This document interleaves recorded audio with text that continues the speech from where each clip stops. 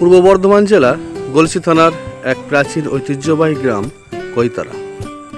সেই কৈতারার এক প্রাচীন ও ঐতিহ্যময় স্থান বিশালক্ষীতলা, যা আজ আপনাদের দেখাবো।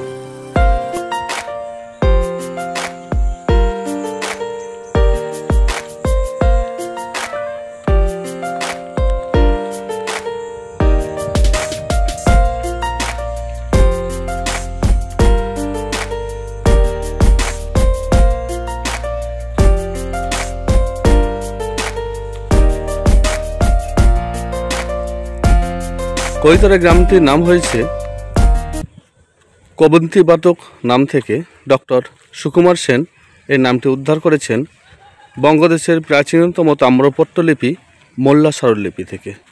এই কৈতারা গ্রামের পাশেই মোল্লাসরল গ্রাম। সেখানের এক পুকুর থেকে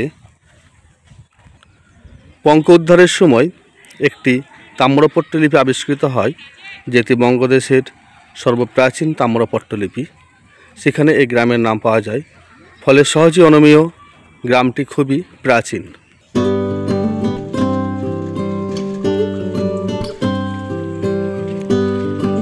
গ্রামের একেবারে শেষ প্রান্তে এক বটগাছের নিচে এই ঠাকুরথান বিশালক্ষীতলা। দেবী বিশালক্ষী রারবঙ্গের পূজিত দেবী। গলসির চান্নগ্রামেও বিশালক্ষী থান আছে, যেখানে সাধক কবি কমলাকান্ত পুজো করতেন। বিশাল অক্ষী যার, সেই থেকে বিশালক্ষীর নাম হয়েছে। কৈতারা গ্রামেও সেই এক বিশালক্ষীর মন্দির।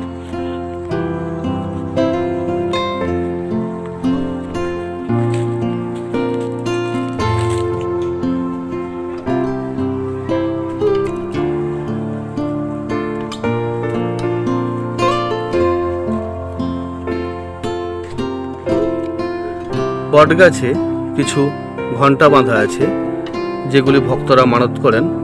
এখানে আছে বেশ কিছু প্রাচীন মূর্তি। এক গ্রামবাসীর সঙ্গে কথা বলে জানা গেল, সামনের যে পাথরের বড় মূর্তিটি, সেটি হচ্ছে ভৈরব দেবতার, ও পাশে বিশালক্ষীর মূর্তি আছে। এই ভৈরব দেবতার মূর্তিটি নিশ্চয় মনে হচ্ছে খুবই প্রাচীন একটি পাথরের, কোষ্ঠী পাথরের। মূর্তিটি প্রাচীনত্ব সহজেই অনুমেয়। নিশ্চয়ই অন্য কোনো স্থান থেকে এটি সংরক্ষণ করে এনে এখানে রাখা হয়েছে। এর পাশে এটি হচ্ছে বিশালক্ষীর মূর্তি।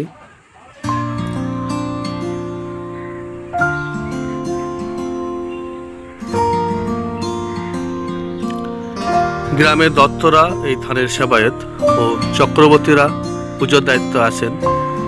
প্রতিদিন নিত্য সেবা হয়। চৈত্র মাসে এখানে গাজন হয়, বানফোড়া হয়। আষাঢ় মাসের নবমীতে এখানে বিশেষ অনুষ্ঠানের আয়োজন রাখা হয়।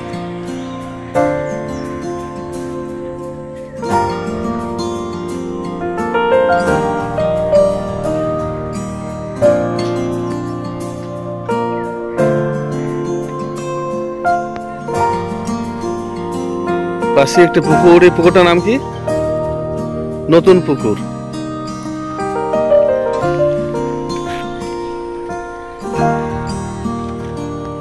এখানে গাজনের বান ফোড়া হয়, তাই না? এই পুকুরেতে কখন পুজো হয়? এখানে চৈত্র মাসে 27 তারিখে এখানে পুজো হয়।